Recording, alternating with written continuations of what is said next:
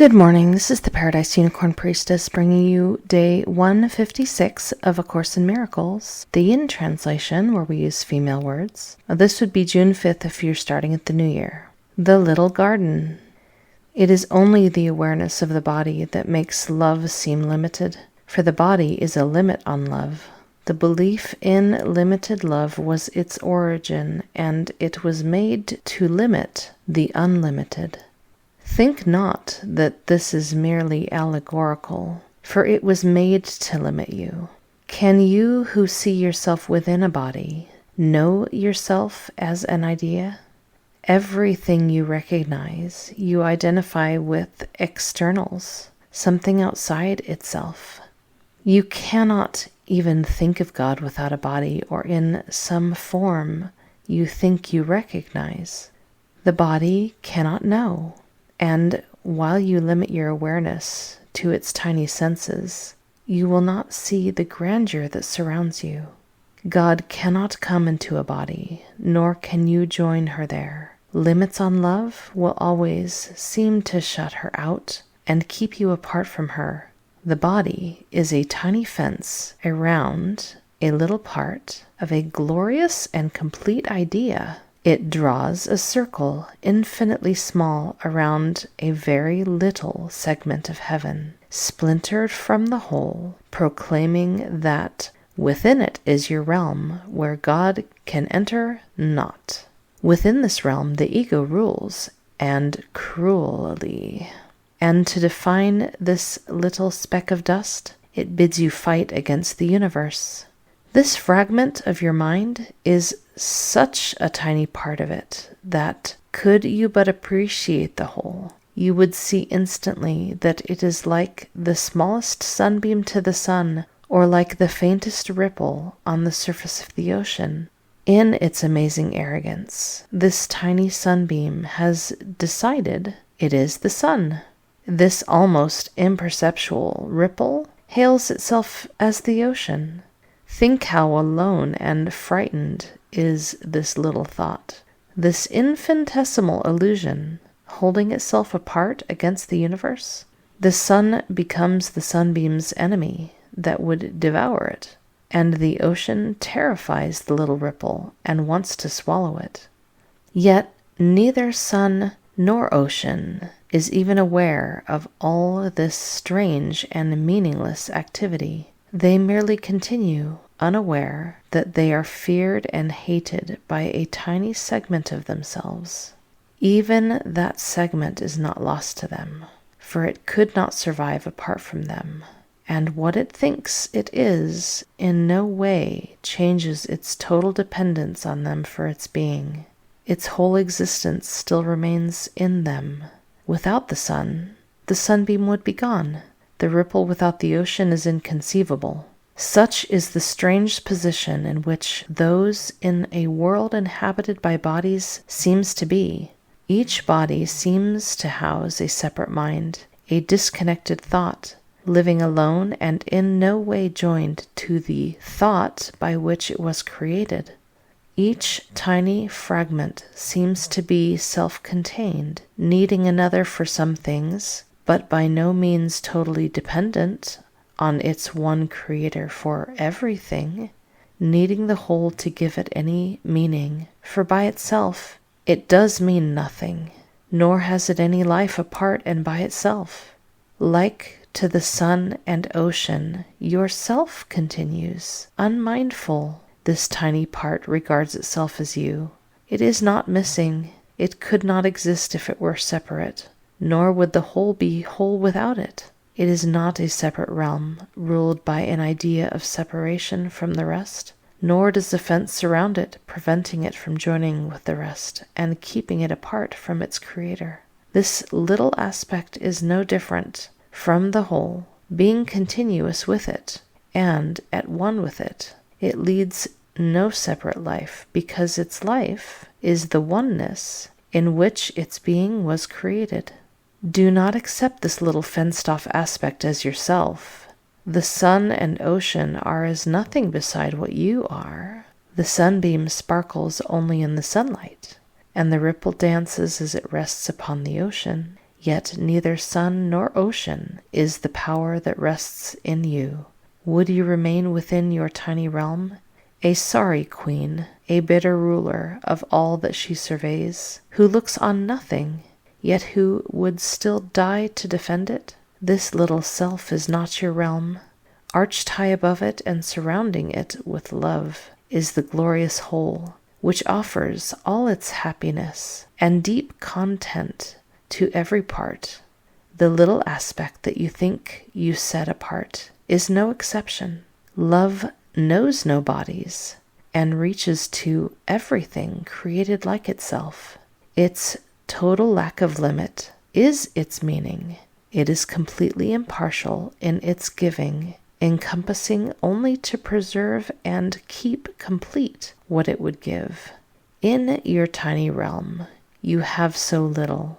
Should it not, then, be there that you would call on love to enter? Look at the desert, dry and unproductive, scorched and joyless, that makes up your little realm, and realize the life and joy that love would bring to it from where it comes and where it would return with you. The thought of God surrounds your little realm, waiting at the barrier you built to come inside and shine upon the barren ground. See how life springs up everywhere. The desert becomes a garden, green and deep and quiet, offering rest to those who lost their way and wander in the dust. Give them a place of refuge prepared by love for them where once a desert was, and everyone you welcome will bring love with her from heaven for you. They enter one by one into this holy place, but they will not depart as they had come, alone. The love they brought with them will stay with them, as it will stay with you. And under its beneficence, your little garden will expand and reach out to everyone who thirsts for living water, but has grown too weary to go on alone. Go out and find them, for they bring yourself with them, and lead them gently to your quiet garden and receive their blessing there. So will it grow and stretch across the desert, leaving no lonely little realms locked away from love and leaving you inside. And you will recognize yourself and see your little garden gently transformed into the realm of heaven, with all the love of its creator shining upon it. The holy instant is your invitation to love, to enter into your bleak and joyless realm, and to transform it into a garden of peace and welcome. Love's answer is inevitable. It will come because you came without the body and interposed no barriers to interfere with its glad coming. In the holy instant, you ask of love only what it offers everyone, neither less nor more. Asking for everything, you will receive it, and your shining self will lift the tiny aspect that you tried to hide from heaven straight to heaven. No part of love calls on the whole in vain. No child of God remains outside her motherhood. Be sure of this. Love has entered your special relationship and entered fully at your weak request. You do not recognize that love has come because you have not yet let go of all the barriers you hold against your sister. And you and she will not be able to give love welcome separately. You could no more know God alone than she knows you without your sister. But together, you could no more be unaware of love than love could know you not, or fail to recognize itself in you. You have reached the end of an ancient journey, not realizing yet that it is over. You are still worn and tired, and the desert's dust still seems to cloud your eyes and keep you sightless. Yet she whom you welcomed has come to you and would welcome you. She has waited long to give you this. Receive it now of her, for she would have you know her. Only a little wall of dust still stands between you and your sister. Blow on it lightly and with happy laughter, and it will fall away, and walk into the garden love has prepared for both of you. This is one of the most picturesque texts in all of A Course in Miracles. It's going to be a while before we stop seeing ourselves as a separate self, but that separate self can be a garden rather than a desert if we will drop our barriers to love and open our trust, open ourselves to love our sister, our other self. All right, lesson 156. I walk with God in perfect holiness. Today's idea but states the simple truth that makes the thought of sin impossible. It promises there is no cause for guilt, and being causeless, it does not exist. It follows surely from the basic thought so often mentioned in the text, ideas leave not their source. If this be true, how can you be apart from God? How could you walk the world alone and separate from your source? We are not inconsistent in the thoughts that we present in our curriculum. Truth must be true throughout if it be true. It cannot contradict itself, nor be in parts uncertain and in others sure. You cannot walk the world apart from God because you could not be without her.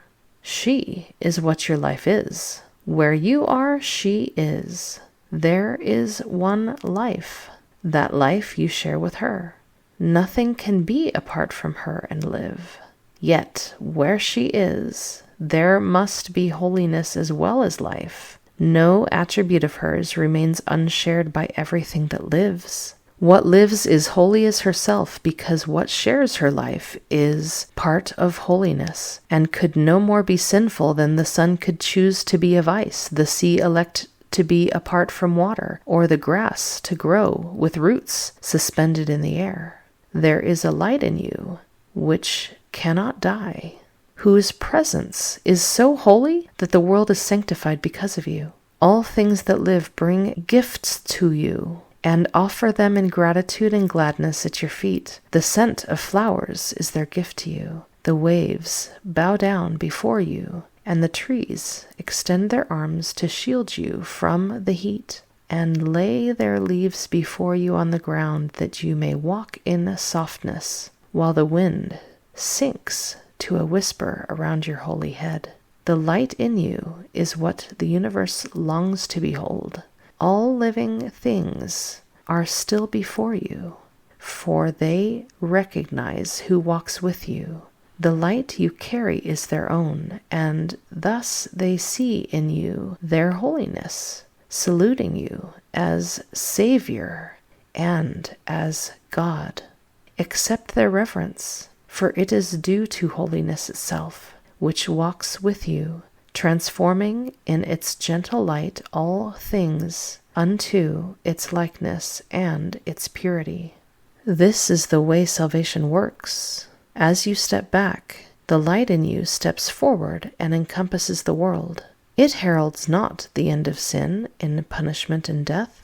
In lightness and in laughter is sin gone, because its quaint absurdity is seen. It is a foolish thought, a silly dream, not frightening, ridiculous perhaps, but who would waste an instant in approach to God herself for such a senseless whim? Yet you have wasted many, many years on just this foolish thought. The past is gone, with all its fantasies. They keep you bound no longer. The approach to God is near, and in the little interval of doubt that still remains, you may perhaps lose sight of your companion and mistake her for the senseless, ancient dream that now is past. Who walks with me? This question should be asked 1,000 times a day, till certainty has ended doubting and established peace. Today let doubting cease. God speaks for you in answering your question with these words. I walk with God in perfect holiness. I light the world. I light my mind, and all the minds which God created one with me. It's neat that this lesson speaks of the sun and the sea, just as today's text reading did. How complementary. Let us be certain that love walks with us, and that we light and bless all other life as it blesses us and lights us. Happy practicing.